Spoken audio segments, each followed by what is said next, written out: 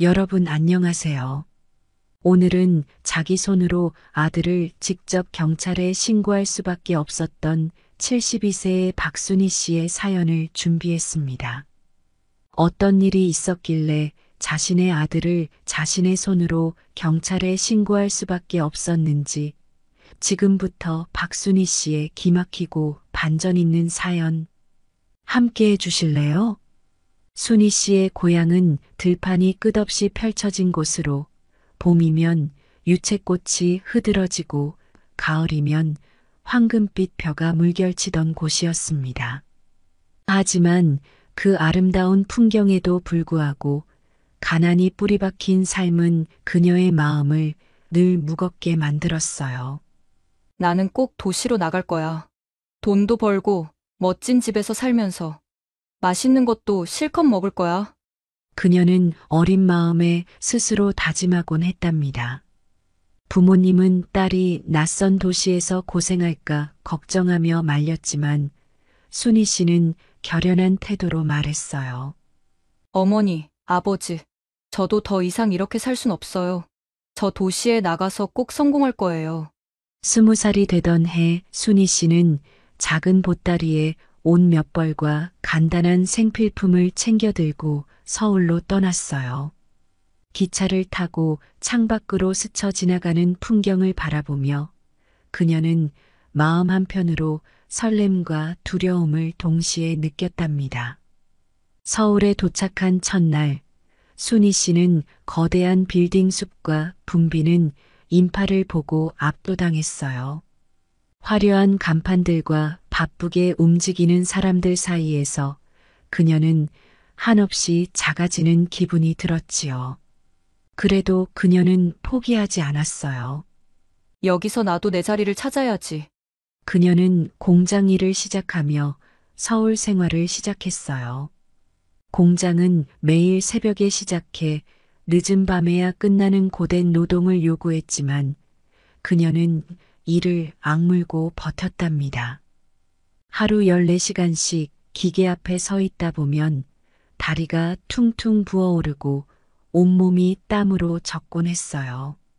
하지만 월급날 손에 쥔 돈으로 작은 반지하 방을 얻었을 때 그녀는 처음으로 자신만의 공간을 가지게 되었다는 사실에 가슴이 벅찼어요. 이제 이게 내 집이야. 비록 작은 방 하나지만 내 힘으로 만든 내 공간이야. 그녀는 반지하 방에 소박한 침구와 작은 탁자를 놓고 하루하루 열심히 살았어요. 그러던 어느 날 그녀는 같은 공장에서 일하던 병호 씨를 만나게 되었어요.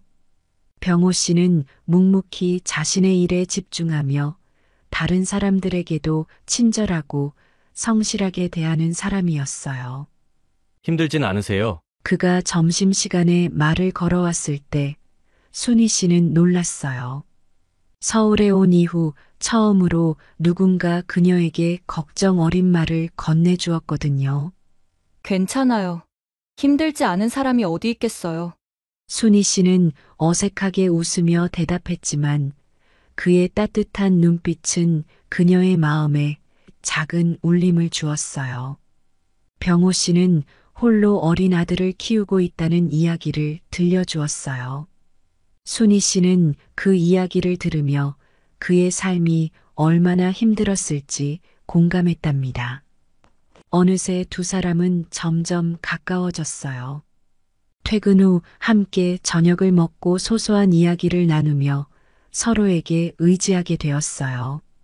하지만 병호 씨에게 5살 난 아들 승민이가 있다는 사실은 그녀를 고민하게 만들었어요. 그 아이가 나를 엄마로 받아들일 수 있을까? 내가 진짜 엄마가 될 수 있을까? 그녀는 수없이 고민했지만 병호 씨의 따뜻한 성품과 승민이의 외로운 눈빛이 그녀의 마음을 흔들었어요. 결국 순희 씨는 병호 씨와 결혼을 결심하게 되었답니다. 결혼식 날 그녀는 병호 씨의 손을 꼭 잡으며 속으로 다짐했어요. 새로운 가정이 시작되었으니 나도 열심히 노력해야지. 승민이와도 잘 지내고야 말겠어. 결혼 후 순희 씨는 새로운 가족과의 생활에 적응하기 위해 부지런히 움직였어요. 그녀의 아침은 늘 바빴답니다. 병호 씨가 출근 준비를 하는 동안 순희 씨는 승민이의 도시락을 싸고 집안을 정리하며 하루를 시작했어요. 승민아, 어서 일어나야지 학교 늦겠어. 순희 씨는 다정한 목소리로 승민이를 깨웠지만 아이는 침대에서 이불을 뒤집어 쓴 채 고개를 내밀지 않았어요. 싫어요. 엄마 말고 아빠가 절 깨워줬으면 좋겠어요. 순희 씨는 잠시 멈칫했지만 곧 웃으며 말을 이었답니다. 아빠는 출근 준비로 바쁘잖니. 엄마가 도시락도 싸놨어. 늦기 전에 얼른 씻고 밥 먹고 학교 갈 준비하자.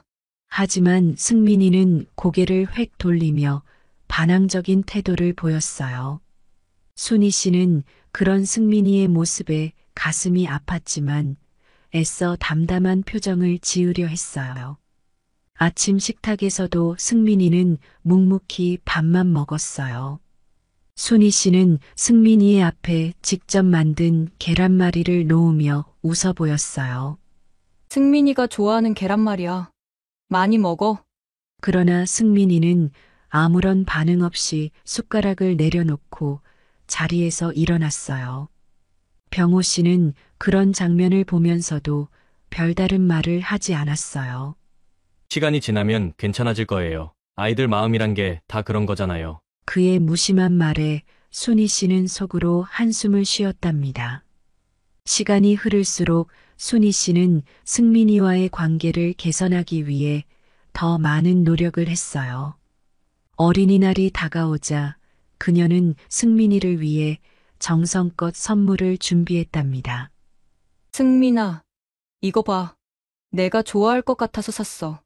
그녀는 장난감을 내밀며 아이의 반응을 살폈지만 승민이는 냉랭한 표정으로 대답했어요. 내가 이런 거 좋아한다고 누가 그랬어요? 순희 씨는 잠시 멈칫했지만 이내 웃으며 말했어요. 그냥 내가 좋아할 것 같아서. 그러나 승민이는 그 장난감을 슬쩍 밀어놓고 방으로 들어가 버렸어요. 순희 씨는 텅 빈 거실에 혼자 남겨져 가만히 앉아 있었답니다. 그녀는 아이를 이해하려 했지만 마음 한편으로는 지친 자신을 위로하기 어려웠어요.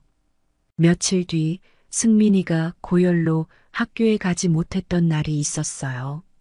순희 씨는 밤새도록 아이의 곁을 지키며 이마에 차가운 물수건을 올려주었어요. 승민아, 아프지 마. 엄마가 다 낫게 해줄게. 그녀의 속삭임에 승민이는 작게 고개를 끄덕였어요. 그날 이후로 승민이는 조금씩 순희 씨에게 마음을 열기 시작했답니다. 하지만 승민이의 태도가 완전히 달라진 건 아니었어요. 승민이가 사춘기에 접어들며 때때로 그녀에게 날선 말을 내뱉기도 했어요. 엄마는 진짜 엄마가 아니잖아요. 아빠가 엄마랑 결혼해서 어쩔 수 없이 같이 사는 것뿐이에요. 나도 엄마를 진짜 엄마라 생각 안 한다고요. 그 말에 순희 씨는 한동안 침묵했어요. 가슴 한편이 싸늘해졌지만 그녀는 차분하게 대답했습니다. 그래도 엄마는 승민이를 정말 사랑해. 엄마는 항상 내가 행복했으면 좋겠어. 그녀의 진심 어린 태도는 승민이의 마음을 조금씩 흔들기 시작했습니다. 순희 씨는 승민이가 언젠가 자신을 진심으로 받아들여 줄 거라 믿으며 매일 작은 노력을 쌓아가고 있었답니다. 승민이의 사춘기도 끝이 나고 어느덧 고등학교를 졸업하고 성인이 되었어요. 학업을 마치고 안정적인 직장을 잡은 승민은 몇 년 후 결혼을 하며 완전히 부모의 품을 떠나갔죠.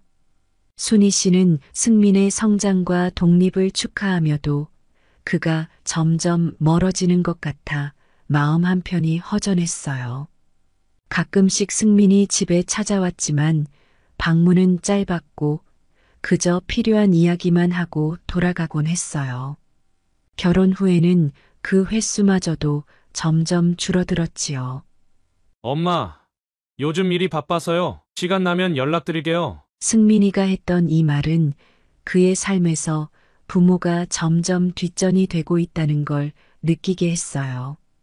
하지만 순희 씨는 아들이 바쁘다는 걸 이해하려 했습니다. 그래도 결혼해서 잘 사는 게 중요하지. 스스로를 달래며 아들의 행복을 빌었어요. 승민이의 아내 수지는 겉으로는 예의 바르고 공손한 태도로 순희 씨를 대했지만 속내는 전혀 달랐습니다.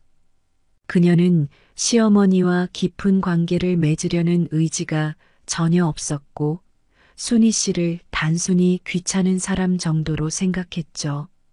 그런 수진의 태도는 승민이 점점 더 부모와 멀어지게 만드는데 일조했어요. 어느 날 오랜만에 승민이가 집에 방문했을 때였어요. 순희 씨는 그동안 묵혀둔 이야기를 꺼내보기로 했습니다. 그녀는 승민의 손을 꼭 잡으며 말했어요. 승민아, 너는 잘 지내니? 내가 바쁘다는 건 알지만 엄마는 내 얼굴을 더 자주 보고 싶구나. 순희 씨의 진심 어린 말에 승민은 어색한 미소를 지으며 대답했어요. 네, 엄마, 시간 나면 또 올게요. 그 대화 이후에도 승민은 부모와의 관계를 유지하기 위해 최소한의 노력만 기울였어요. 가끔씩 보내는 전화 한 통, 명절에 형식적으로 찾아오는 방문이 전부였지요. 수지는 승민에게 더 이상 본가에 갈 필요가 없다고 은근히 부추기곤 했습니다.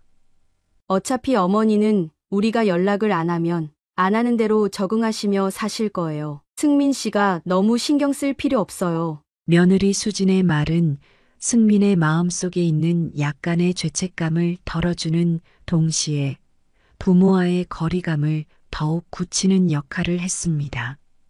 승민은 본가를 찾는 빈도를 줄이며 자신의 삶에 더욱 몰두하기 시작했어요. 그러던 어느 날이었습니다.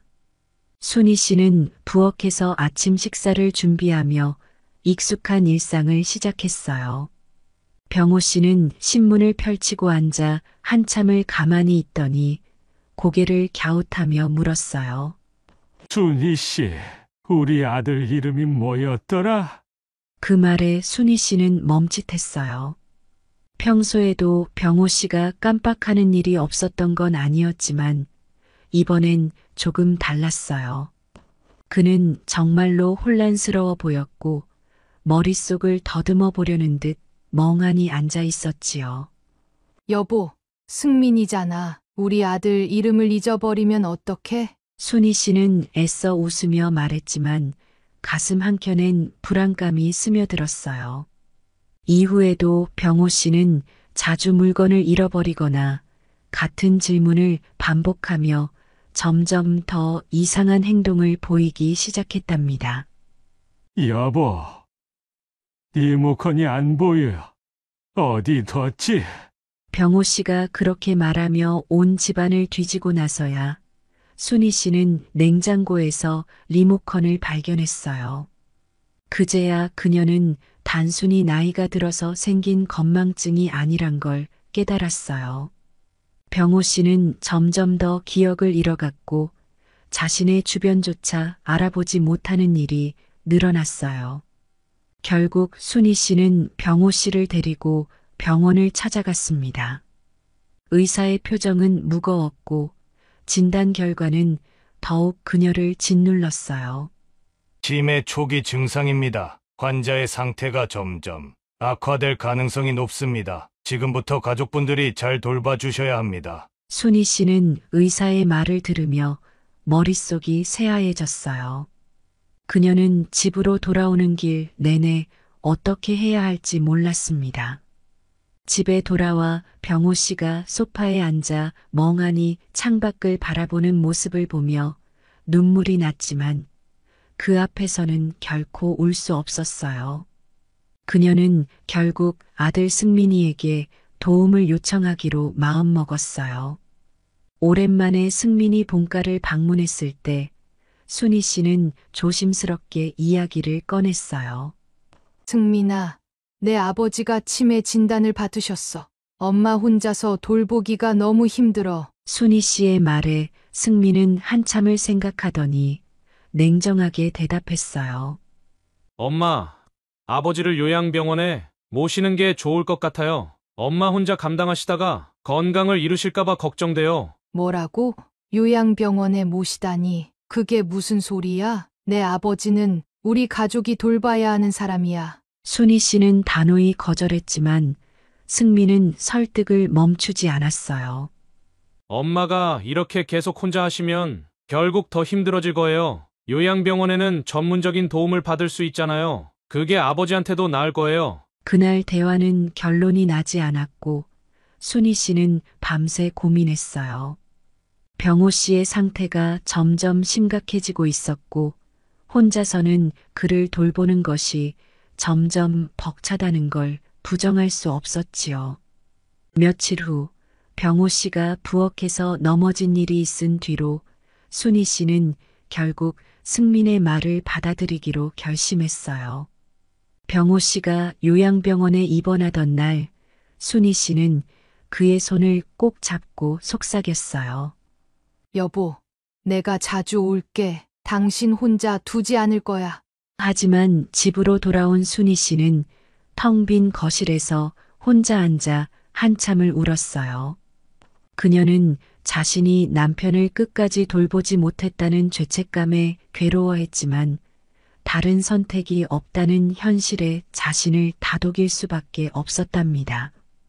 시간이 흐르며 순희 씨는 승민이가 아버지 병호 씨를 요양병원에 모시자고 설득했던 이유가 정말 그녀를 걱정해서였는지 의심하기 시작했어요. 하지만 그녀는 그 의심을 마음속에 묻어두고 자신의 일을 묵묵히 해나갈 뿐이었답니다. 요양병원에 입원한 병호 씨는 날이 갈수록 더 심각해졌어요. 때론 순희 씨를 알아보지 못하고 때론 자신이 있는 곳조차 알지 못했답니다. 순희 씨는 일주일에 한두 번은 병호 씨를 찾아가 그의 상태를 확인하고 이야기를 나누려 애썼어요. 그러나 점점 무너져가는 남편의 모습을 볼 때마다 마음이 아파 견딜 수 없었답니다. 순이야, 여기가 어디야? 우리 집이야? 우리 이사 왔어? 병호 씨는 그렇게 묻곤 했어요. 순희 씨는 억지로 미소를 지으며 대답했죠. 아니에요, 여보. 우리 집은 아니지만 내가 자주 찾아올게요. 그녀의 삶은 남편을 걱정하며 보내는 하루하루로 가득 찼지만 그런 그녀를 더 큰 충격으로 몰아넣는 일이 벌어졌어요.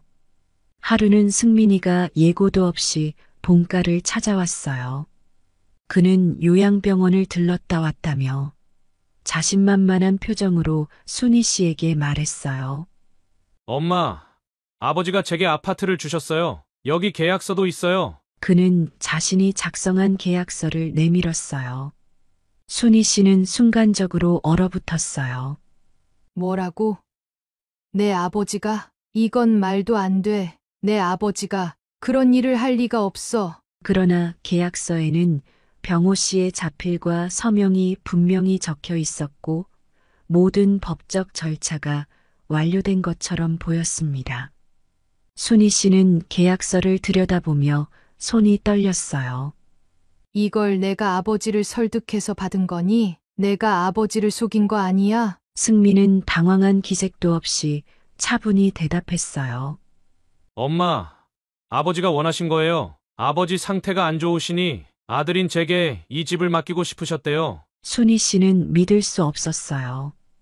병호 씨가 치매에 걸려 자신의 상황조차 제대로 이해하지 못하는 상태였는데 어떻게 이런 복잡한 계약서를 작성할 수 있었을까요? 그날 저녁 승민은 아내 수진과 집에서 대화를 나눴어요. 머뭇거리는 승민을 보고 수진은 부드러운 목소리로 말했어요. 여보, 왜 이렇게 신경 써? 어차피 친엄마도 아니시잖아. 이건 당신이 가져도 돼. 승민은 죄책감을 느끼는 듯 말없이 고개를 숙였어요. 그래도 엄마가 아버지를 많이 돌봤잖아. 친엄마는 아니라도 나한테 평생 동안 정말 잘해주셨는데. 그러나 수지는 단호했어요. 그래서 지금 와서 없던 일로 하자는 거야? 아버지 친필과 서명이 들어있으니 아무 문제 없을 거야. 걱정하지 마. 수진의 태도는 승민을 설득하기 충분했어요. 그는 스스로를 합리화하기 시작했죠. 그래, 이건 아버지가 원하신 일이야. 아버지가 원하신 일이라고. 우리가 몸이 안 좋은 아버지에게 시키는 대로 작성하라고 강요하긴 했지만 어쨌든 아버지가 직접 아버지 손으로 작성하신 거잖아. 순희 씨는 밤새 승민이가 넘겨준 계약서 사본을 손에 들고 잠을 이루지 못했어요. 계약서가 진짜인지 병호 씨가 정말로 승민의 말처럼 자발적으로 서명한 것인지 도무지 믿을 수 없었답니다. 다음 날 그녀는 병호 씨를 찾아갔어요. 여보, 이거 당신이 작성한 거야? 승민이가 어제 이걸 나한테 주던데. 병호 씨는 멍한 표정으로 계약서를 바라보다가 고개를 저었어요. 그게 뭔데? 난 그런 거 몰라. 그 말을 듣고 순희 씨는 더 큰 혼란에 빠졌어요. 남편의 상태가 계약서를 이해하고 서명할 정도가 아니었음을 확신하게 된 순간이었죠. 순희 씨는 억울함과 분노를 삼키며 생각했어요. 승민이가 꾸민 일인 게 틀림없어. 이대로 있을 순 없어. 그녀는 무언가 행동을 취해야 한다는 생각에 사로잡혔지만 아직 어떻게 해야 할지 갈피를 잡을 수 없었답니다. 그러나 그녀의 마음속에서는 이미 결심이 서고 있었어요.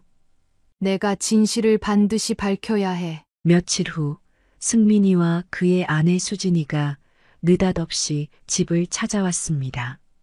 엄마, 어서 집을 비워주세요. 아버지께서 양도 계약서를 작성하셨잖아요. 엄마를 강제로 쫓아내고 싶진 않아요. 승민은 손에 들고 있던 계약서를 꺼내 보이며 말했어요. 수지는 그 옆에서 차가운 표정으로 덧붙였지요. 어머님, 집을 비워주셔야 해요. 저희도 이 집에서 살아야 하거든요. 순희 씨는 놀란 눈으로 그들을 바라보며 외쳤어요. 내 아버지가 스스로 이런 계약을 했을 리가 없어. 이건 무효야. 이 집은 내가 평생을 고생하며 지킨 내 집이야. 너희가 이렇게 내쫓을 순 없어. 그러나 승민은 고개를 저으며 냉담하게 대답했어요.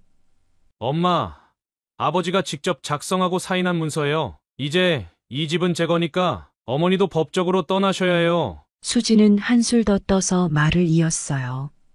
어머님, 저희가 이렇게 좋게 말씀드릴 때 협조해 주세요. 그래야 서로 얼굴 붉히지 않을 수 있잖아요. 순희 씨는 더 이상 참을 수 없어 그들을 집에서 내보내려 했어요. 당장 나가! 너희 같은 자식 둔 내가 불쌍하다. 나가라고 했잖아. 하지만 승민과 수지는 꿈쩍도 하지 않았어요.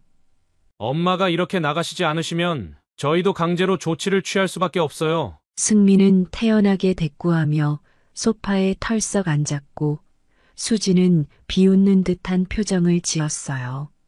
순희 씨는 화가 치밀어 휴대폰을 찾아 경찰에 신고하려 했어요. 경찰 불러야겠다. 이건 말도 안 돼. 하지만 그녀는 휴대폰을 어디에 뒀는지 순간적으로 기억이 나지 않았어요. 최근 들어 잠도 제대로 못 자고 너무 큰 스트레스를 받았기 때문이었죠. 서둘러 이곳저곳을 뒤지며 찾기 시작했어요. 그러나 시간이 지나도 휴대폰은 보이지 않았고 그 모습을 지켜보던 수진이 비아냥거리듯 한마디를 내뱉었답니다. 어머님, 혹시 치매 초기 아니세요? 물건을 이렇게 잊어버리시고. 그 말에 순희 씨는 몸이 굳었어요. 무슨 소리야? 내가 왜 치매야? 그냥 잠깐 깜빡한 것뿐이야. 하지만 수지는 고개를 갸웃거리며 승민을 힐끔 바라봤어요. 여보, 아무래도 어머님도 병원 한번 가보셔야 할 것 같아요. 그날 밤 승민과 수지는 집에서 이 문제를 두고 이야기를 나눴습니다. 여보, 어머니가 이렇게 고집을 부리시면 결국 우리가 힘들어지는 거잖아. 그냥 요양병원으로 보내드리면 어때? 승민은 머뭇거리며 대답했어요. 그래도 엄마인데 그런 식으로 하는 건 좀 너무하지 않을까? 하지만 수지는 차갑게 말했지요. 어차피 친엄마도 아니잖아. 아버님도 요양병원에 계시니까 어머님도 같이 계시는 게 더 낫지 않을까? 승민은 죄책감이 스쳐 지나갔지만 수진의 말에 점점 설득당하기 시작했어요. 우리가 강제로 쫓아내는 것보다는 어머님이 스스로 요양병원에 가시는 게 낫겠지. 며칠 후 승민과 수지는 다시 집을 찾아왔어요. 그들은 여전히 순희 씨가 집을 비우지 않으면 법적인 조치를 취할 수밖에 없다고 위협했어요. 엄마, 이 계약은 법적으로도 아무 문제가 없어요. 순순히 나가주세요. 우리도 더 이상 문제를 일으키고 싶진 않아요. 승민의 차가운 목소리에 순희 씨는 눈물을 글썽이며 대답했어요. 내가 여길 떠나면 어디로 가라는 거니? 내 아버지랑 이 집에서 살아온 게 내 인생의 전부였는데. 하지만 수지는 냉정하게 말을 이었지요. 어머님, 아버님이 계신 요양병원으로 들어가시면 되잖아요. 거기가 어머님께도 더 안전하고 좋을 거예요. 난 치매도 아니고 요양병원에 갈 이유도 없어. 순희 씨는 단호히 거절했지만 승민은 양도 계약서를 다시 내밀며 경고했어요. 순순히 나가주시지 않으시면 강제로 쫓아낼 수밖에 없어요. 결국 순희 씨는 승민과 수진의 압박에 어쩔 수 없이 고개를 떨구고 말았어요. 알겠어. 내 아버지 있는 요양병원으로 갈게. 순희 씨는 짐을 챙기며 눈물을 감출 수 없었어요. 그녀는 남편 병호 씨가 있는 요양병원으로 향하며 자신이 그들에게 완전히 밀려났다는 사실에 깊은 상실감을 느꼈답니다. 내가 평생을 바쳐 지킨 집에서 이렇게 쫓겨나야 하다니. 요양병원에 도착한 순희 씨는 남편 병호 씨가 있는 작은 방으로 들어갔어요. 문을 닫으며 그녀는 스스로 다짐했어요. 여기서 끝날 수는 없어. 내가 모든 걸 되찾아야 해. 그날 밤 순희 씨는 텅 빈 방 안에서 자신이 할 수 있는 일이 무엇인지 고민하며 밤새도록 깨어 있었어요. 그녀는 더 이상 자신이 당하고만 있지 않겠다고 결심했습니다. 요양병원의 하루하루는 고요했지만 순희 씨의 마음은 결코 고요하지 않았어요. 그녀는 남편 병호 씨의 상태를 꾸준히 살폈지만 병호 씨는 여전히 자신을 알아보지 못했답니다. 여보, 나야 순이에요, 순이. 병호 씨는 그녀를 바라보며 고개를 갸우뚱했어요. 누구라고요? 그의 멍한 눈빛과 혼란스러운 목소리는 순희 씨의 가슴을 찢어 놓았어요. 그녀는 깊은 한숨을 내쉬며 스스로를 다잡으려 했습니다. 그날 밤 순희 씨는 자신의 병실 침대에 앉아 홀로 창밖을 바라봤어요. 요양병원의 정원은 어둠 속에서도 희미한 가로등 불빛 아래 가냘프게 보였죠. 내가 이렇게까지 무력해졌구나. 그녀는 승민과 며느리 수진의 냉담한 표정을 떠올리며 울컥했어요. 어느 날 남편 병호 씨의 방에서 나오는 길에 순희 씨는 요양병원의 간호사와 마주쳤어요. 할머님, 많이 힘드시죠? 순희 씨는 잠시 망설이다가 고개를 끄덕였어요. 남편이 나를 못 알아보니 마음이 참 아파요. 그러자 간호사가 살짝 조심스럽게 말을 꺼냈어요. 아드님이 자주 오시던데요. 아버님께 서류를 읽어드리시면서 이야기를 많이 나누시더라고요. 순희 씨는 간호사의 말에 놀라며 물었어요. 서류요? 무슨 서류를 말씀하시는 거죠? 자세히는 모르겠지만 아드님이 서류를 들고 오셔서 아버님께 똑같이 따라 적으라 하고 사인을 부탁하시는 모습을 봤어요. 아버님은 계속 이게 뭐야? 라고 물으셨는데 아드님이 그냥 시키는 대로만 하면 된다고 하시더라고요. 그 말을 들은 순간 순희 씨는 심장이 철렁 내려앉는 것 같았어요. 내 남편을 조종한 게 분명해. 치매로 판단 능력이 없는 사람을 상대로 그런 몹쓸 짓을 하다니. 그녀는 손을 꼭 쥐며 다짐했어요. 이걸 가만히 둘 수는 없어. 순희 씨는 더 많은 정보를 얻기 위해 병원의 다른 직원들과도 대화를 시도했어요. 저도 봤어요. 아드님이 아버님을 따로 데리고 방에 들어가더니 뭔가를 읽어주시더라고요. 아버님은 무슨 내용인지 몰라서 계속 물어보셨던 것 같아요. 아드님이 이건 우리 가족을 위한 거니까 걱정하지 마세요라고 설득하시더라고요. 아버님은 결국 귀찮아하시면서 시키시는 대로 따라하신 것 같았어요. 직원들의 증언을 들을수록 순희 씨의 의심은 확신으로 바뀌었어요. 승민이가 남편을 속여 계약서를 작성하게 만든 게 분명해. 이건 불법이야. 그날 밤 순희 씨는 침대에 앉아 메모장을 펼쳤어요. 그녀는 간호사들과 직원들의 증언을 하나씩 적어나가며 스스로에게 다짐했어요. 내가 이대로 물러날 수는 없어. 남편을 지키지 못한 것도 억울한데 나까지 이렇게 당할 순 없지. 순희 씨는 자신의 억울함과 분노를 불씨 삼아 싸우기로 결심했답니다. 내가 혼자 싸우더라도 진실은 밝혀야 해. 요양병원의 차가운 침대 위에서 그녀의 결심은 점점 단단해졌어요. 이제 순희 씨는 더 이상 무력하지 않았습니다. 그녀는 남편 병호 씨의 억울함과 자신의 삶을 되찾기 위해 법적 대응을 준비하기로 했어요. 그녀는 이 싸움이 쉽지 않을 것을 알고 있었어요. 그러나 이번엔 결코 물러서지 않을 준비가 되어 있었답니다. 요양병원의 침대에 앉아있던 순희 씨는 결심을 행동으로 옮기기로 했어요. 순희 씨는 요양원 직원의 도움으로 외출을 나갔어요. 가슴이 뛰는 긴장감을 안고 변호사 사무실을 찾았어요. 변호사는 그녀의 이야기를 차분히 듣고 고개를 끄덕였지요. 말씀하신 대로라면 계약서 작성 당시 상황이 매우 중요합니다. 치매 환자를 속여 계약을 체결한 것은 법적으로 큰 문제가 될 수 있습니다. 순희 씨는 간호사들과 직원들의 증언을 정리한 메모와 계약서를 변호사에게 제출했어요.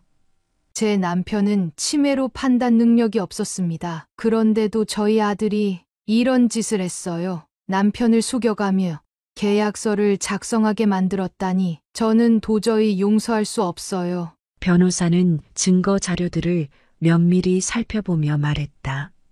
병원 기록과 당시 진단서를 확보하면 큰 도움이 될 겁니다. 다음 날 순희 씨는 남편 병호 씨를 진단했던 의사를 찾아갔어요. 선생님, 남편이 계약서에 서명할 당시 상태가 어땠는지 증언해 주실 수 있으신가요? 의사는 병호 씨의 의료 기록을 살펴보며 고개를 저었어요.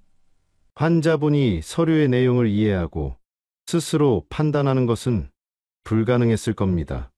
순희 씨는 의사의 진단서와 진술을 받아들고 눈물을 흘렸어요. 이제야 조금 빛이 보이는 것 같아요. 한편 승민은 고소장을 받고 크게 당황했어요. 그는 손에 든 서류를 내려다보며 머릿속이 하얘졌습니다. 사기 및 강요 혐의라는 단어들이 그의 눈앞에서 춤추듯 흔들렸지요. 손이 떨려 고소장을 놓칠 뻔한 그는 곧바로 전화기를 집어들고 수진에게 연락했어요. 수진아, 큰일 났어. 어머니가 나를 고소했어. 승민은 말을 잇지 못한 채 한숨을 내쉬었어요. 머릿속에서는 온갖 생각이 휘몰아쳤습니다. 그는 자신이 저지른 잘못들을 뼈저리게 깨닫고 있었어요. 그러나 그 순간에도 수지는 차갑게 현실적인 태도를 유지했죠.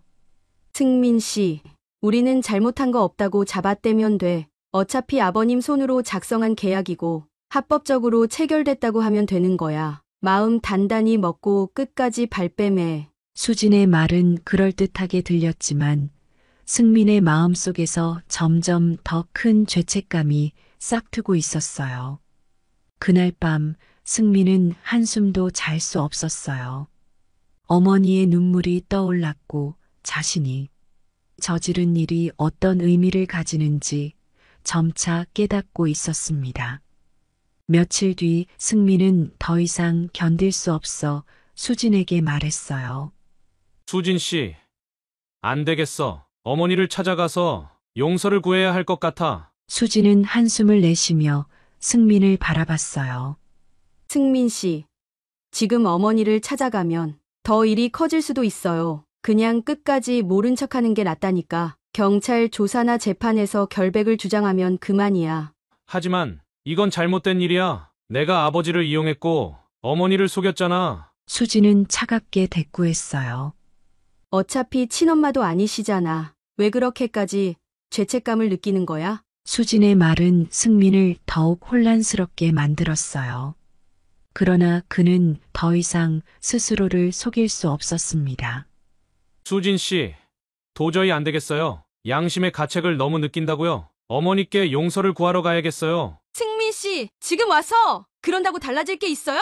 어머니께 용서를 구해봤자 당신이 저지른 일은 변하지 않아. 차라리 재판에서 이기는 게 먼저라고. 하지만 승민은 결연한 표정으로 집을 나섰습니다. 늦은 밤 순희 씨 집 앞에 선 승민은 발걸음을 옮기기 힘들었어요. 어머니의 얼굴을 볼 생각에 가슴이 먹먹했고 그의 손은 문고리를 잡기 전에 이미 땀으로 젖어 있었지요. 엄마, 저예요, 승민이에요. 문이 열리고 순희 씨가 차가운 눈빛으로 그를 바라봤습니다. 무슨 일이냐? 이 시간에 여기까지 왜 왔니? 순희 씨의 목소리는 단호했지만 그 속에는 어딘가 깊은 상처가 묻어나고 있었어요. 승민은 바닥에 무릎을 꿇으며 고개를 숙였어요.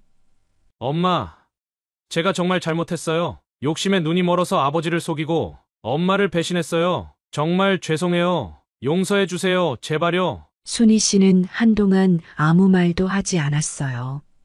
그녀는 가슴속에서 수많은 감정이 엉켜드는 걸 느꼈습니다. 하지만 그녀는 단호히 대답했어요. 승민아, 내가 저지른 일은 용서받기 어렵다. 내 죄는 내가 법적으로 책임져야 해. 용서를 받으려고 여기 온 거라면 나한테 기대하지 마라. 승민은 고개를 들지 못하고 계속 울었어요. 엄마, 제가 죗값을 치르더라도 엄마의 용서만은 받아야 살 수 있을 것 같아요. 한 번만 기회를 주세요. 그러나 순희 씨는 그의 말을 들으며 등을 돌렸어요. 내가 법적인 책임을 다 지고 나면 그때 다시 와라. 지금은 내가 널 용서할 마음이 없다. 승민은 더 이상 말을 잇지 못한 채 고개를 숙인 채 집을 떠났어요. 그의 어깨는 무겁게 처져 있었고 그의 발걸음은 한없이 느려졌습니다. 어머니의 차가운 반응에 마음이 무너졌지만 승민은 그저 받아들일 수밖에 없었습니다. 승민은 재판 날짜가 가까워질수록 점점 더 불안에 사로잡혔어요. 자신이 저지른 일들이 법정에서 낱낱이 드러날 것을 생각하면 숨이 막힐 것 같았죠. 그리고 재판 당일 판결문이 낭독되는 순간 승민은 고개를 숙일 수밖에 없었어요. 그는 이미 예상했던 결과였지만 실제로 유죄가 선고되자 무거운 현실이 온몸으로 밀려왔습니다. 재판이 끝난 뒤 순희 씨는 홀로 법정을 나섰어요. 그녀의 마음속에는 승리감이 아닌 씁쓸함만이 가득했죠. 승민아, 내가 너를 용서하지 않는 건 내가 내 잘못을 뼈저리게 깨닫길 바라서야. 그로부터 몇 달 뒤 승민은 결국 형기를 마치고 사회로 돌아왔습니다. 그동안 그는 많은 것을 잃었어요. 가족, 아내, 그리고 자신의 존엄성까지요. 그러나 그는 한 가지 희망을 품고 있었습니다. 어머니가 자신을 받아들여 줄 거라는 희망이었지요. 승민은 순희 씨를 다시 찾아가 용서를 구하기로 결심했습니다. 그러나 어머니의 마음이 쉽게 열릴지는 아무도 알 수 없었어요. 순희 씨는 아파트 정원의 핀 꽃들을 바라보며 차를 홀짝이고 있었어요. 봄바람이 살랑이는 아침이었지만 그녀의 마음은 여전히 어두운 그림자에 갇혀 있었습니다. 그녀는 자신이 이루어낸 승리를 기뻐할 수 없었어요. 아들의 잘못을 바로잡았다는 자부심은 있었지만 어머니로서의 상처는 너무 깊었죠. 그날 승민이 문을 두드렸습니다. 그녀는 문을 열자마자 놀란 표정으로 그를 바라봤어요. 승민은 한동안 말을 잇지 못하고 고개를 숙인 채 서 있었어요. 엄마 저예요. 그의 목소리는 마치 그동안의 죄책감과 고통을 모두 담고 있는 것 같았습니다. 순희 씨는 침묵으로 그를 바라봤습니다.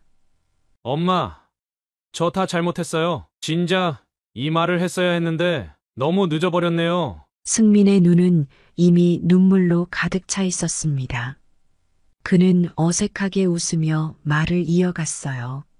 수진이랑도 이혼했어요. 엄마가 말씀하신 대로 내가 정말 잘못된 선택을 했던 것 같아요. 이제 와서 이런 말을 한다고 해서 무슨 의미가 있겠어요. 그래도 용서해 주세요. 순희 씨는 떨리는 손으로 승민을 바라봤습니다. 한때 자신의 전부였던 아들이 이렇게 무너진 모습으로 서 있는 것을 보니 마음이 아프면서도 분노가 다시 고개를 들었어요. 승민아, 내가 지금 무슨 말을 하는지 잘 알고 있니? 그녀의 목소리는 차분했지만 그 안에는 수많은 감정이 얽혀 있었죠. 승민은 눈물을 닦으며 무릎을 꿇고 어머니를 바라봤어요. 엄마, 내가 잘못했어요. 정말이에요. 이제라도 용서받고 싶어요. 그동안 매일 후회하며 살았어요. 순희 씨는 그의 말을 듣고 한동안 침묵에 빠졌습니다. 그녀의 머릿속에는 그동안의 기억이 스쳐 지나갔습니다. 어린 시절에 순수했던 승민, 점점 그녀와 멀어지던 모습, 그리고 결국 자신을 배신한 아들의 모습까지. 승민아, 내가 나에게 준 상처는 너무 컸어.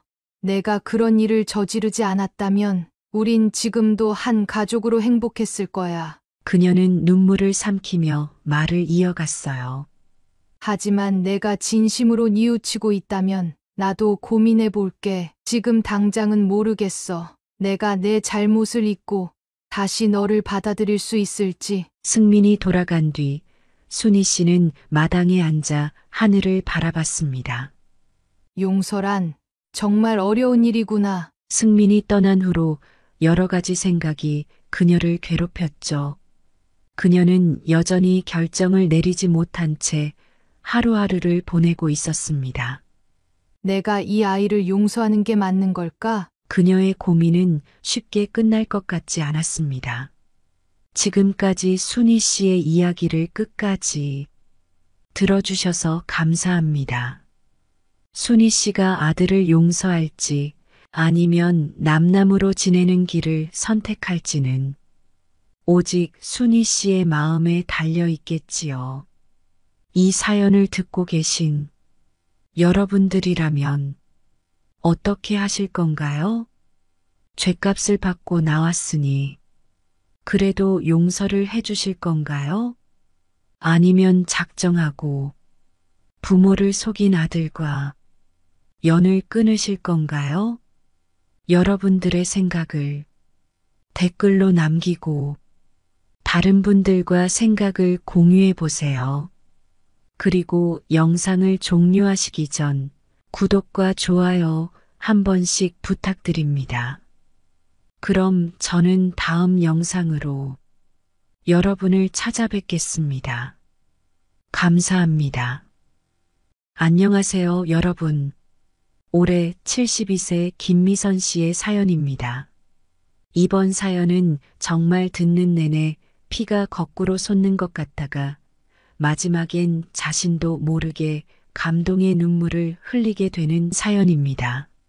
자식들에게 모든 것을 주었는데 왜 이렇게 허전할까? 내가 뭘 잘못이라도 한 걸까? 미선 씨는 병든 남편을 간호하며 오랜 시간 묵묵히 가정을 지켜왔습니다. 하지만 미선 씨의 두 자녀, 현우와 혜진은 어머니 미선 씨의 희생과 헌신을 당연하게 여기며 부모의 재산을 노리기 시작합니다. 자식들의 속셈을 눈치챈 미선 씨와 남편 태성 씨는 자식들에게 재산을 물려주는 대신 아픈 아이들의 수술비에 자신들의 재산을 기부하는 큰 결정을 내리게 됩니다. 본격적으로 이야기를 시작하기 전 구독과 좋아요 한 번씩 부탁드리며 지금부터 저와 같이 미선 씨와 태성 씨 부부의 사연 함께 들어주실래요? 미선 씨는 새벽 일찍 눈을 떴습니다. 방 안은 캄캄했고 옆에서는 남편 태성 씨가 깊고 무거운 숨소리를 내고 있었어요. 숨이 불규칙하게 이어지는 소리가 그녀의 귀에 점점 선명하게 들려왔어요. 잠결에도 남편 태성 씨는 고통스러운 듯 몸을 살짝 웅크리고 있었지요. 미선 씨는 이불을 걷고 일어나 램프를 켰어요. 희미한 빛이 방 안을 비추며 남편의 얼굴이 드러났어요. 한때는 듬직하고 활기차던 그 얼굴이 이제는 너무 야위고 초췌해 보여 마음이 덜컥 내려앉았어요. 여보, 괜찮아요? 많이 힘들어요? 미선 씨는 남편 태성 씨의 이마에 손을 얹었어요. 땀이 축축하게 젖어 있었고 그의 피부는 차가웠어요. 태성 씨는 눈을 반쯤 뜨더니 힘겹게 고개를 저었어요. 미안해요. 당신까지 깨웠네요. 그냥 잠이 안 와서요. 그의 목소리는 마치 바람 빠진 풍선처럼 약하고 쓸쓸하게 들렸어요. 미선 씨는 부엌으로 가서 물 한 잔을 떠왔어요. 물컵을 건네며 그의 손이 떨리는 것을 보고 얼른 받쳐주었어요. 조금만 마셔요. 너무 많이 마시면 속이 더 불편할 수도 있어요. 남편이 천천히 물을 넘기는 모습을 지켜보며 미선 씨는 깊은 숨을 내쉬었어요. 남편을 이렇게 간호한 지 벌써 몇 년이 되었지요. 처음에는 괜찮아질 거라는 희망을 품었지만 병은 점점 더 태성 씨를 집어삼키고 있었어요. 부엌에서 돌아온 미선 씨는 멍하니 방 안을 바라보고 있었어요. 결혼 초기의 기억이 불현듯 떠올랐기 때문이었죠. 그녀는 항상 남편과 아이들을 위해 살았다고 생각했어요. 남편이 사업을 일으키려 고군분투할 때 미선 씨는 아이들을 돌보며 가정을 지켰지요. 그때는 이렇게 늙어가는 날이 오리라고는 생각도 못했어요. 우리도 참 많이 고생했는데 미선 씨는 혼잣말을 했어요. 하지만 지금은 고생 끝에 편안한 시간이 아니라 또 다른 고비를 맞이하고 있었어요. 그녀의 일상은 남편의 간병과 집안일로 빼곡했고 자녀들은 각자의 일이 바쁜지 부모님을 찾아오는 일이 거의 드물었어요. 미선 씨는 침대 머리맡에 앉아 남편의 얼굴을 가만히 들여다봤어요. 당신 언제 이렇게 약해진 거예요? 그녀는 남편의 손을 조심스럽게 잡았어요. 그 손은 언제나 가족을 위해 애쓰던 손이었지요. 그러나 이제는 얇아진 피부 아래로 핏줄이 선명하게 드러나 있을 뿐이었어요. 그녀는 남편을 보며 다짐했어요. 끝까지 내가 옆에 있을게요. 절대 혼자 두지 않을 거예요. 새벽이 지나 아침이 밝아왔어요. 부엌에서 들리는 미선 씨의 발소리가 하루의 시작을 알리는 듯 했어요. 미선 씨는 조용히 아침상을 준비했어요. 요즘 남편이 입맛이 없어 밥을 많이 남길 때가 많았지만 미선 씨는 매일 아침 정성을 다해 음식을 준비했죠. 식탁을 차리며 그녀는 자식들 생각이 났어요. 처음 남편이 암 진단을 받았을 때 자식들이 병문안도 오고 간단히나마 도와주던 시절이 떠올랐어요. 아들 현우는 부모님을 위해 병원 동행도 하고 유나는 직접 요리를 해서 가져오기도 했었지요. 그러나 시간이 흐르면서 아이들의 발길은 점점 뜸해졌어요. 이제는 한 달에 한두 번 전화가 오는 것이 고작이었고 그마저도 바쁘다는 말로 끝나곤 했지요. 그래. 다 바쁜 걸 어떡하겠어. 미선 씨는 혼잣말을 했지만 목소리는 떨리고 있었어요. 며칠 뒤 미선 씨는 딸 유나가 카톡에 올린 사진을 우연히 보게 되었어요. 사진 속 유나는 사돈들과 함께 웃고 있었고 한쪽에는 정성껏 포장된 선물들이 놓여 있었죠. 그 사진 밑에는 시부모님 덕분에 오늘도 행복한 하루 라는 문구가 적혀 있었어요. 미선 씨는 핸드폰을 내려놓고 잠시 멍하니 앉아 있었어요. 행복해 보이는 사진 속 딸의 모습은 좋았지만 그 행복 속에서 자신과 남편은 전혀 포함되지 않았다는 생각이 그녀를 더 외롭게 만들었어요. 사돈들은 좋겠네. 우리 딸이 이렇게 신경도 써주고. 밖에서는 겨울바람이 창문을 두드리고 있었어요. 하지만 그 바람보다 더 차가운 건 그녀의 마음 속에서 불어오는 고독한 마음이었어요. 남편의 병세는 시간이 지날수록 눈에 띄게 악화되고 있었어요. 하루가 다르게 쇠약해지는 그의 모습을 지켜보는 일은 미선 씨에게 단순한 고통이 아니라 마음 한구석을 조금씩 갉아먹는 과정처럼 느껴졌어요.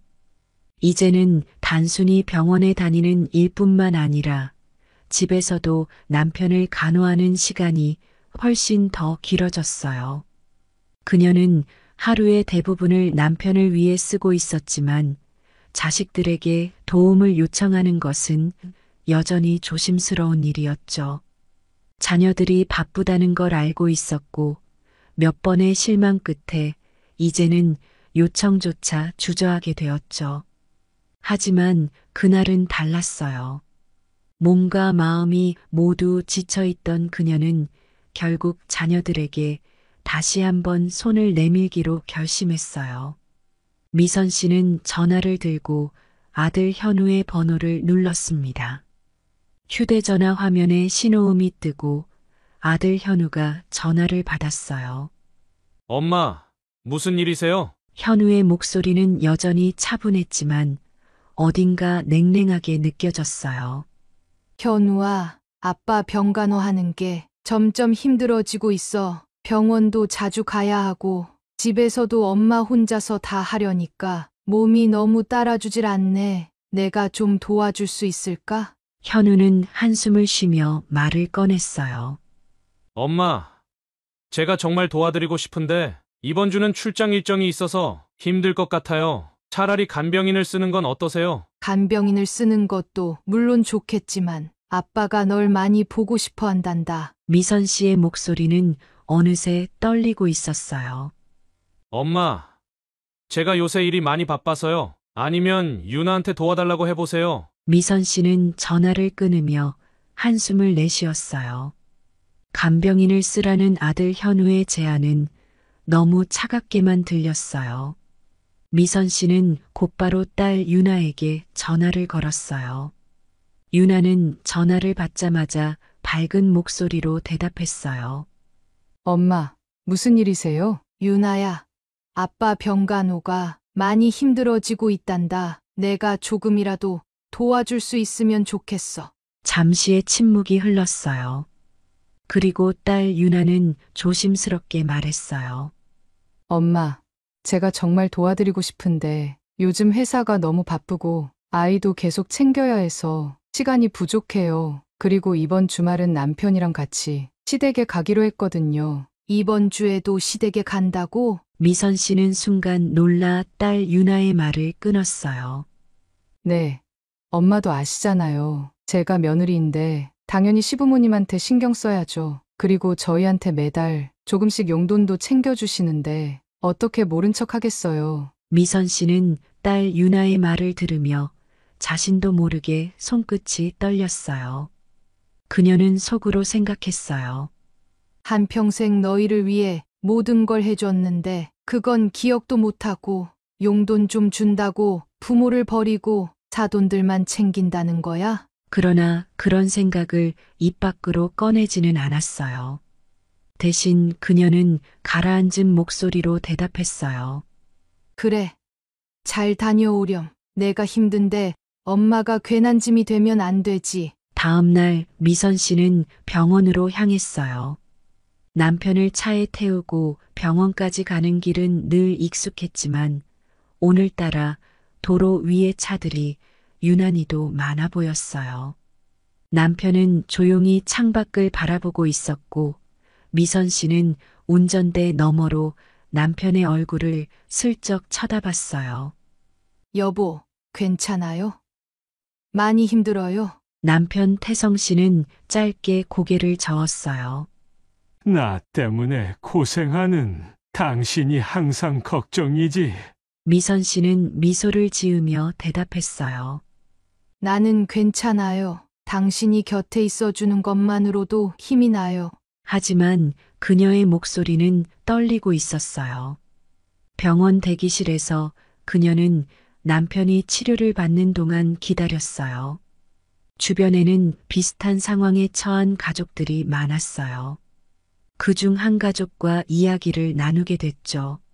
저흰 형제끼리 역할을 나눠서 부모님을 돌보고 있어요. 한 명이 병원에 부모님을 모시고 오면 다른 한 명은 부모님 집에서 밀린 집안일을 해드려요. 그러니까 서로 싸우지 않고 계속 부모님 병간호를 할 수 있더라고요. 미선 씨는 그들과 대화를 나누는 동안 어딘가 가슴이 찌릿해졌어요. 자식들에게 간병을 도와달라고 요청했지만 거부당했던 기억들이 떠올랐고 자식들에게 외면당하는 비참한 현실에 속으로 눈물을 삼킬 수밖에 없었어요. 저녁에 집으로 돌아와 남편을 침대에 눕힌 뒤 미선 씨는 혼자 부엌에서 설거지를 했어요. 그리고 잠시 손을 멈추고 창밖을 바라봤어요. 어두워진 밤하늘 아래 빛나는 별들은 여전히 아름다웠지만 그녀의 마음은 너무 무거워서 그 아름다움을 느낄 여유가 없었어요. 그녀는 손끝에 물방울을 닦으며 스스로에게 물었어요. 내가 뭘 잘못했을까? 왜 아이들이 우리를 이렇게 외면하는 걸까? 그녀는 남편의 방으로 들어가 그의 얼굴을 다시 한번 바라봤어요. 남편은 고요히 잠들어 있었어요. 그를 보며 미선 씨는 눈물을 삼키며 속으로 다짐했어요. 여보, 내가 끝까지 책임을 다할게요. 내가 힘내야죠. 당신은 걱정 말아요. 하지만 그 다짐은 점점 약해지고 있었어요. 그녀는 자신의 힘이 조금씩 고갈되고 있음을 느꼈어요. 그날 밤 미선 씨는 침대에 누워 잠을 청하며 다시 한번 자녀들에게 연락할 방법을 고민했어요. 하지만 한편으로는 또다시 거절당할까 두려워 망설일 수밖에 없었어요. 남편의 병세가 악화되면서 미선 씨는 점점 마음이 급해졌어요. 병원비와 약값이 점점 늘어나고 있었고 태성 씨의 몸 상태를 볼 때 시간이 많지 않을 것이라는 불안감도 커져만 갔어요. 어느 날 저녁 남편은 침대에 누워 한참을 고민한 끝에 미선 씨에게 말을 꺼냈어요. 이제 우리도 아이들한테 남겨줄 거 미리 정리해야 할 것 같아요. 내가 갑자기 떠나고 나면 당신 혼자 이걸 다 처리하기엔 너무 힘들 거라는 생각이 들어요. 미선 씨는 남편의 말을 듣고 깜짝 놀라며 고개를 들었어요. 여보, 그런 말 하지 마세요. 왜 꼭 곧 죽을 사람처럼 그래요? 그녀의 목소리는 떨리고 있었고 눈가에는 이미 눈물이 맺혀 있었어요. 난 아직도 당신이 더 오래 더 버틸 수 있을 거라고 믿고 있어요. 그런 얘기 하지 말아요. 남편은 잠시 침묵하며 미선 씨를 바라보며 차분히 대답했어요. 당신이 이렇게 힘들게 혼자 간병하고 있는 걸 보면 내가 준비 없이 떠나면 더 큰 짐을 남길 것 같아서 그래요. 난 당신에게 그런 짐을 지우고 싶지 않거든요. 짐이라뇨. 미선 씨는 고개를 저으며 떨리는 목소리로 말했어요. 남편 태성 씨는 미선 씨를 가만히 바라보며 작게 미소를 지었어요. 내가 떠난 뒤에도 당신이 아이들과 평안히 지내길 바라는 게 내 마음이에요. 그러기 위해선 우리가 가진 걸 어떻게 정리할지 미리 정해놔야 한다고 생각해요. 미선 씨는 남편의 말을 듣고 입술을 깨물었어요. 남편의 차분하고 단호한 목소리가 그녀의 마음을 더 아프게 했습니다.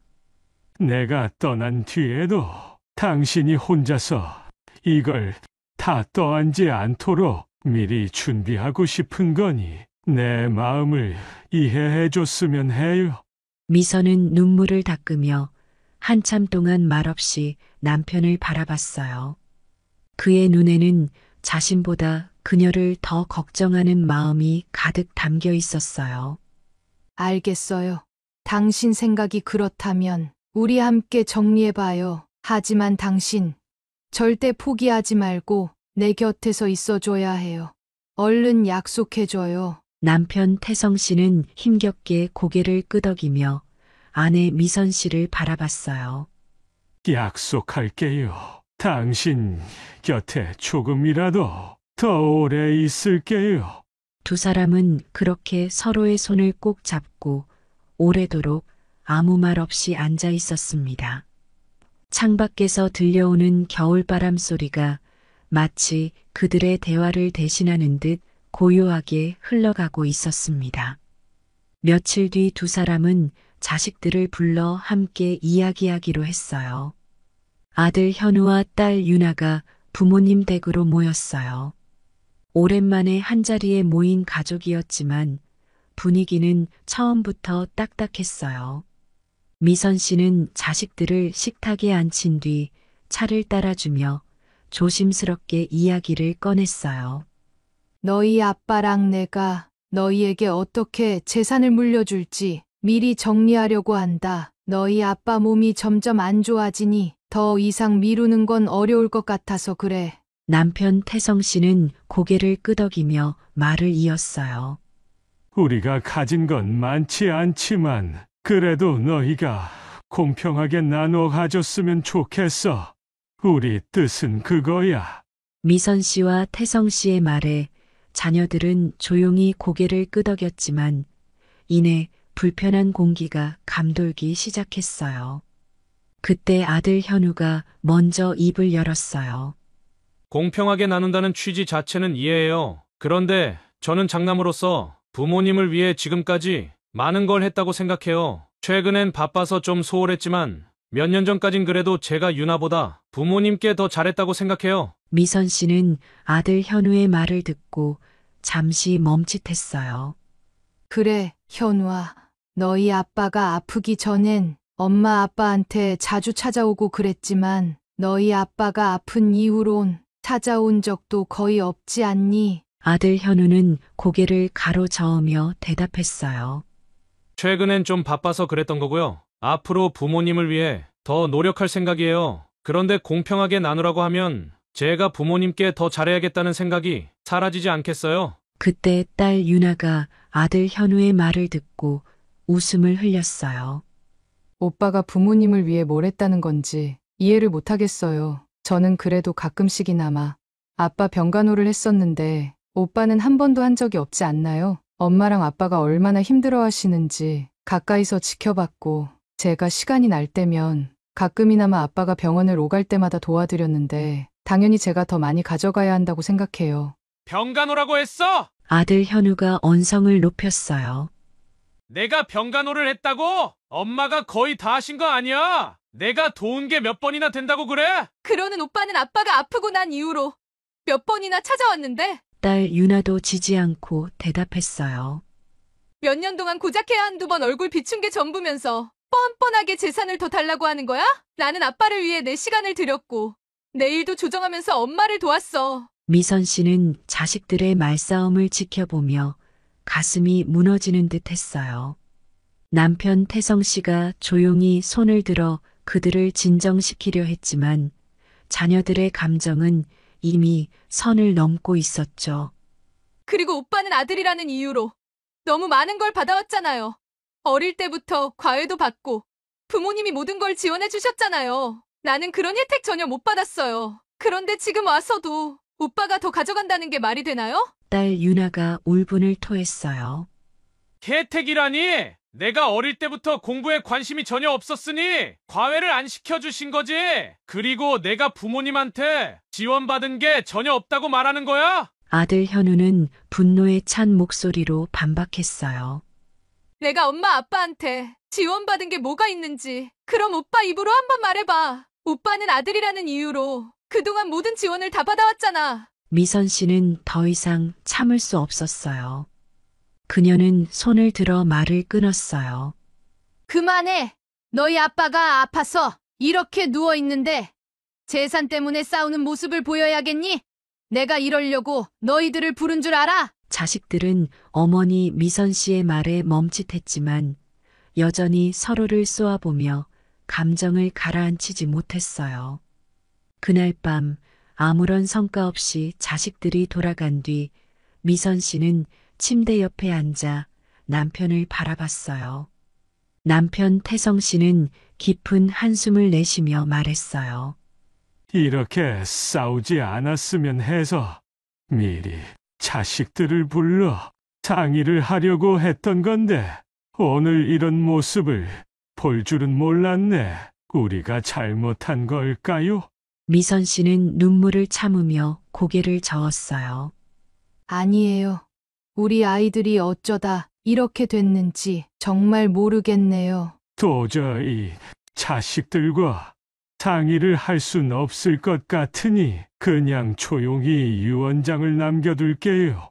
현우랑 유나가 싸우는 모습 더는 못 보겠어요. 미선 씨는 남편의 손을 잡으며 작게 중얼거렸어요.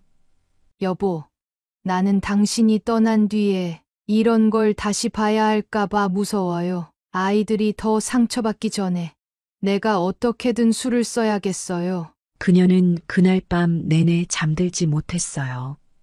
자식들 간의 갈등이 그녀의 마음을 짓누르며 끝없는 자책으로 이어졌어요. 자식들과의 대화가 아무 결론 없이 끝난 이후 미선 씨의 마음은 더욱 무거웠어요. 남편 태성 씨가 병상에 누워있는 모습을 볼 때마다 자식들 간의 갈등이 그를 더 아프게 만드는 건 아닌지 걱정이 앞섰어요. 그러나 그녀는 남편에게 이런 걱정을 티내지 않으려 노력했습니다. 그는 이미 충분히 힘든 상황에 놓여 있었으니까요. 다음 날 오후 미선 씨는 잠시 소파에 앉아 휴대전화를 들여다봤어요. 그녀는 딸 유나의 이름 옆에 뜬 알림을 눌러 유나가 올린 새로운 사진을 확인했어요. 사진 속 유나는 남편과 함께 사돈들과 여행 중이었어요. 사진 배경에는 잘 꾸며진 리조트의 수영장이 있었고 유나는 사돈들과 함께 웃으며 포즈를 취하고 있었어요. 미선 씨는 그 사진을 바라보다가 휴대전화를 내려놓았어요. 그녀의 마음속에서 무언가가 무겁게 가라앉는 느낌이 들었어요. 유나의 환한 미소는 너무나 행복해 보였지만 그 미소가 자신과는 전혀 상관없다는 생각이 그녀의 마음을 찔렀어요.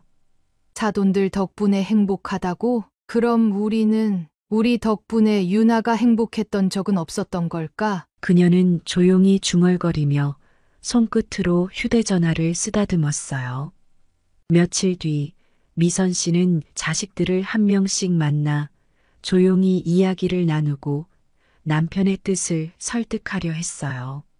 먼저 약속을 정하기 위해 아들 현우에게 전화를 걸었죠. 아들 현우는 전화를 받자마자 바쁜 목소리로 물었어요. 엄마, 무슨 일이세요? 현우아, 이번 주말에 너희 가족하고 같이 밥 한 끼 먹으면 어떨까? 아들 현우는 잠시 망설이는 듯 하더니 대답했어요. 엄마, 이번 주말은 조금 어려울 것 같아요. 장인어른이랑 장모님 만나기로 했거든요. 장인어른이랑 장모님 모시고 건강검진 받아야 해서 같이 병원에 동행해드려야 해요. 그래? 그러면 그 다음 주는 어때? 제가 일이 바빠서 그때 시간을 낼 수 있을지 모르겠네요. 그때 상황 봐서 제가 연락드리던가 할게요. 미선 씨는 전화를 끊고 나서 손에 힘이 풀렸습니다. 키워준 부모는 뒷전이고 처갓집만 챙기는 아들 현우의 모습에 할 말을 잃어버리고 말았어요. 미선 씨는 딸 유나는 그래도 조금 다를 거라는 기대를 가지고 이번엔 유나에게 전화를 걸었어요. 유나야, 엄마가 너랑 따로 한번 만나고 싶어서 그러는데 둘이서 밥 한 끼 하자. 어때? 유나는 잠시 침묵하더니 대답했어요. 엄마, 그게 이번 주는 좀 힘들 것 같아요. 이번 주말에 시부모님 모시고 백화점 가야 하거든요. 미선 씨는 순간 당황했어요. 시부모님이라니. 내가 요즘 사돈들께 많이 신경 쓰는 건 알지만 엄마랑 밥 한 번 먹는 게 그렇게 어렵니? 유나는 어머니 미선 씨의 목소리에서 섭섭함이 느껴지는 것을 알고도 태연하게 대답했어요. 엄마, 제가 시부모님한테 매달 용돈 받고 있는 거 아시잖아요. 그러니 제가 그분들께 잘할 수밖에 없는 게 당연한 거 아니겠어요? 미선 씨는 딸 유나의 말에 가슴이 덜컥 내려앉는 것 같았어요. 그녀는 잠시 말을 잇지 못하다가 떨리는 목소리로 물었어요. 유나야, 그럼 엄마랑 아빠가 너희한테 평생 모든 걸 해주며 살아왔는데 엄마랑 아빠를 챙기는 건 당연하지 않다는 거니? 유나는 그 말을 듣고도 조금도 흔들리지 않는 목소리로 대답했어요. 엄마, 지금 그런 말이 아니잖아요. 엄마, 아빠가 좀 더 이해해 주셔야죠. 미선 씨는 그 말을 듣고 더는 할 말을 찾을 수 없었어요. 전화기를 쥔 손이 떨리고 있었죠. 그래, 알겠다. 엄마랑 밥 한 번 먹는 게 그렇게 어려운 일이라니. 유나는 짧게 대답했어요. 엄마, 나중에 시간 되면 연락할게요. 지금 바빠요. 전화가 끊겼고 미선 씨는 조용히 휴대전화를 내려놓았어요. 딸의 뻔뻔한 태도가 마음속에 깊은 상처로 남았지만 그녀는 스스로를 다독이며 겨우 눈물을 삼켰습니다. 밖에서는 겨울바람이 쓸쓸하게 불어오고 있었어요. 그날 밤 미선 씨는 남편이 숨을 고르며 누워있는 모습을 보며 조용히 손을 잡아주고 있었어요. 하지만 오늘은 꼭 꺼내야 할 이야기가 있기에 그녀의 마음은 무겁고 복잡했어요. 미선 씨는 한참을 망설이다가 천천히 입을 열었어요. 여보, 나 요즘 계속 생각했어요. 우리 재산을 어떻게 해야 할지 말이에요. 남편 태성 씨는 아내 미선 씨의 목소리에 눈을 뜨고 천천히 고개를 돌려 그녀를 바라봤습니다. 그의 목소리는 여전히 차분했지만 피곤함이 묻어났어요. 재산 말이에요. 우리 아이들한테 나눠줘야지. 그게 부모로서 우리가 해야 할 일 아니겠어요? 미선 씨는 남편의 단호한 대답에 가슴이 답답해졌어요. 그녀는 한숨을 쉬며 고개를 저었어요. 그래요. 나도 그게 맞는 줄 알았어요. 그런데 여보, 자식들한테 남기는 게 정말로 옳은 걸까요? 태성 씨는 약간 놀란 표정으로 미선 씨를 바라봤습니다. 왜 그런 말을 해요? 우리가 힘들게 재산을 모은 건 다 자식들을 위해서였잖아요. 갑자기 왜 그런 생각을 하는 거예요? 미선 씨는 잠시 망설였지만 마음을 다잡고 조용히 말했어요. 여보, 당신이 아프고 난 뒤에 아이들이 어떻게 행동했는지 봤잖아요. 그들이 우리를 챙겼는지 아니면 멀리 했는지 뻔히 다 보였잖아요. 태성 씨는 침묵하며 미선 씨의 말을 기다렸습니다. 미선 씨는 이불 끝을 잡아당기며 말을 이었어요. 처음에는 우리를 걱정해 주는 것 같더니 시간이 지나면서 점점 우리보다 오히려 사돈들을 더 챙겼잖아요. 우리를 짐처럼 생각한 거죠. 오늘 현우는 내가 따로 밥 한 번 먹자고 하니 이번 주는 사돈들 모시고 병원에 가야 한다고 하고 다음 주부터는 바빠서 시간을 못 내겠대요. 유나는 자기 시부모 모시고 백화점에 가야 한다며 밥 한 번 같이 먹자는 부탁을 단칼에 거절하고 서둘러 전화를 끊더군요. 내가 섭섭하다고 말했더니 뭐라고 했는지 알아요? 태성 씨는 그녀를 조용히 바라봤습니다. 미선 씨의 목소리는 떨리고 있었어요. 사돈들한테 용돈 받으니까 모른 척할 수 없잖아요. 이렇게 뻔뻔하게 말하더라고요. 태성 씨는 그 말을 듣고 깊은 한숨을 내쉬며 눈을 감았습니다. 미선 씨는 남편의 반응에 잠시 말을 멈추었지만 이내 단호하게 말을 이어갔어요. 여보, 우리가 이 재산을 자식들에게 남긴다고 했어. 이게 정말로 잘 쓰일까요? 남매끼리 싸우고 더 깊은 갈등만 남길 거예요. 우리가 원하는 건 이런 게 아니잖아요. 남편 태성 씨는 여전히 말을 잇지 않았습니다. 그는 미선 씨의 말을 곱씹는 듯한 표정을 짓고 있었어요. 미선 씨는 조용히 남편의 손을 잡으며 한층 더 부드러운 목소리로 말했어요. 차라리 이 재산을 몸이 아픈 어린아이들을 위해 쓰면 어떨까요? 당신도 알잖아요. 당신도 병으로 고통받으면서 얼마나 힘든지 느꼈을 텐데 어린아이들이 이런 고통을 겪는 건 상상만 해도 끔찍하잖아요. 태성 씨는 천천히 눈을 뜨고 아내를 바라봤어요. 그의 눈빛에는 깊은 생각과 흔들림이 담겨 있었습니다. 어린아이들을 위해 그는 작은 목소리로 중얼거리며 고개를 저었습니다. 그래, 맞아요. 나도 늘 그런 생각을 했어요. 이런 고통은 어른도 버티기 힘든데 어린애들이 겪는다고 생각하면 정말 가슴이 아프더라고요. 미선 씨는 남편 태성 씨의 손을 꼭 잡으며 조용히 속삭였어요.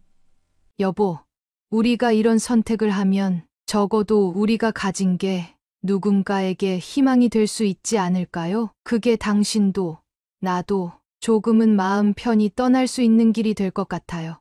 태성 씨는 한동안 말을 잇지 못한 채 미선 씨를 바라보았습니다. 그의 눈에 눈물이 조용히 흘러내렸어요. 그리고 그는 천천히 고개를 끄덕이며 낮은 목소리로 대답했어요. 그래요. 당신이 옳은 것 같아요. 우리가 가진 걸 아이들한테 남겨봤자 싸움만 더 커질 거라면 차라리 아픈 아이들을 위해 쓰는 게 훨씬 의미 있는 일일지도 모르겠네요. 미선 씨는 남편 태성 씨의 대답에 안도의 숨을 내쉬며 눈가에 맺힌 눈물을 닦아냈습니다. 고마워요, 여보. 당신이 내 생각을 이해해줘서 정말 고마워요. 태성 씨는 힘겹게 미소를 지으며 부드럽게 대답했어요. 우리가 세상을 떠날 때 떠나더라도 마지막으로 의미 있는 일을 하는 거예요. 그들은 서로의 손을 꼭 잡고 오래도록 그 자리에 앉아 있었습니다. 창밖으로는 겨울바람이 스치고 있었지만 그들의 마음에는 따뜻한 결심과 위로가 차오르고 있었습니다. 며칠 뒤 미선 씨가 자식들에게 모든 재산을 기부하기로 했다는 결정을 전했을 때 집안은 완전히 난장판이 되어버렸습니다. 현우와 유나는 소식을 듣자마자 분노한 채 부모님의 집을 찾아왔어요. 그동안 바쁘다는 이유로 한 번을 찾아오질 않던 집에 재산을 기부한다는 소식을 듣자마자 한 걸음에 달려오는 자식들을 보며 다시 큰 회의감에 빠져버린 미선 씨였어요. 엄마, 기부요? 그게 무슨 말이에요? 현우가 다급한 목소리로 물었어요. 당연히 재산은 자식들한테 물려주는 게 맞는 거죠? 재산을 남들한테 주겠다고요? 유나도 지지 않고 말했어요. 당연히 저희한테 물려준다고 생각했는데 갑자기 이런 말을 꺼내니 너무 놀라서 가슴이 진정이 안 되네요. 도대체 뭐 때문에 재산을 저희한테 안 남겨두신다는 거예요? 미선 씨는 두 사람의 얼굴을 번갈아 보며 천천히 입을 열었어요. 너희가 싸우는 걸 보면서 우리 재산을 너희에게 남겨두는 게 무슨 의미가 있을지 고민했단다. 아빠랑 나 두 사람 다 깊이 생각한 끝에 이런 결정을 내린 거야. 현우는 두 주먹을 꽉 쥐고 이를 악물며 자리에서 일어났어요. 그럼 이제 아예 남남으로 살자는 거예요? 부모님이 우리한테 줄 수 있는 게 없다고 하면 우리도 부모님께 시간을 쓸 이유가 없는 거잖아요. 다 맞죠? 유나도 분노를 감추지 못했어요. 맞아요.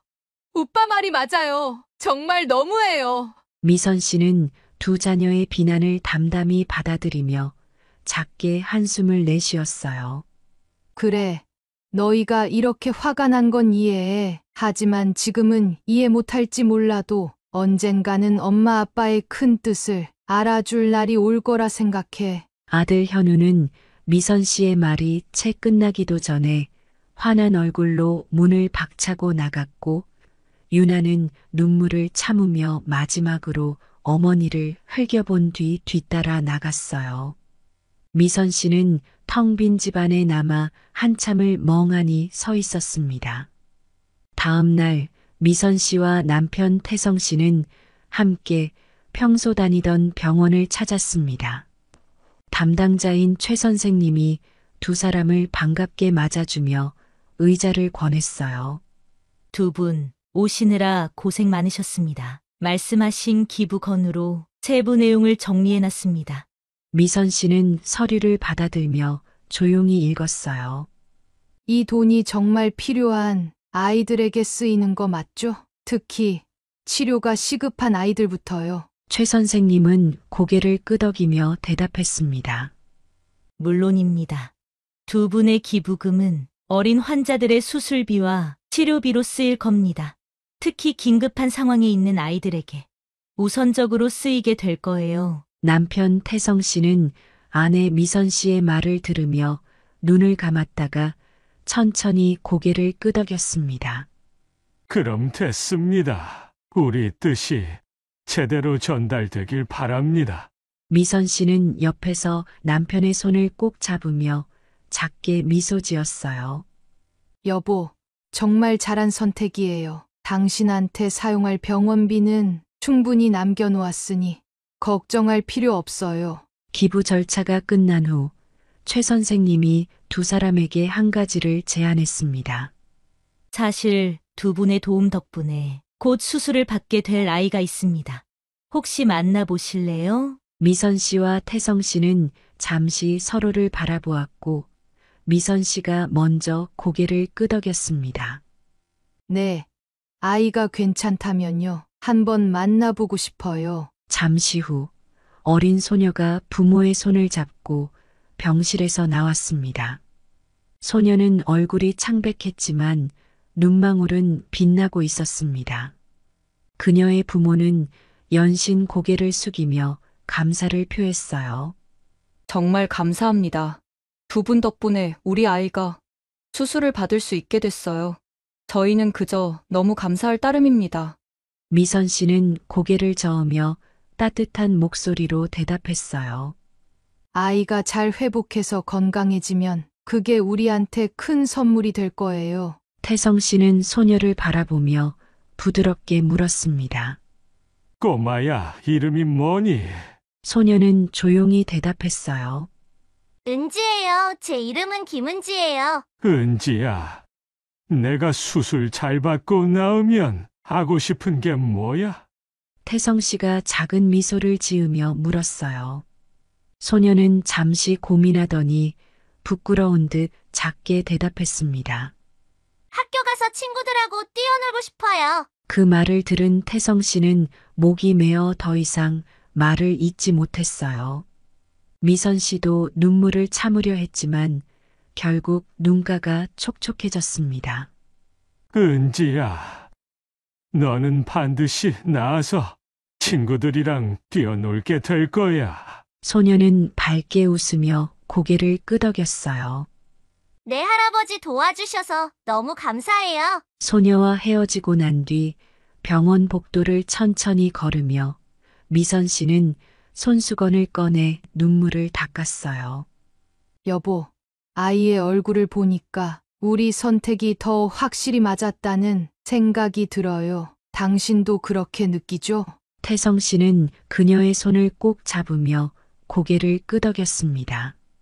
그 아이를 보면서 이런 생각했어. 내가 살아온 날들 속에서 이 선택이 가장 잘한 일일지도 모른다고. 이런 고통은 어린애들이 겪어선 안 되는 거잖아. 그들은 병원 입구로 천천히 걸어나갔습니다. 겨울바람이 얼굴에 닿았지만 두 사람의 마음속은 따뜻함으로 가득 차 있었습니다.